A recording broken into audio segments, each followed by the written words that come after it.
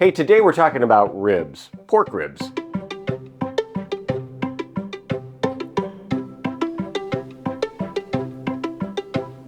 You've heard about spare ribs, baby back ribs. What's the difference? So here's the deal on pork ribs. The ribs run from the loin, or by the spine, all the way down to the belly.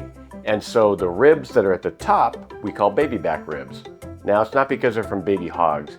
It's because they're smaller, and they are from the back. So it's the loin muscle, which actually is more tender and a little bit more mild.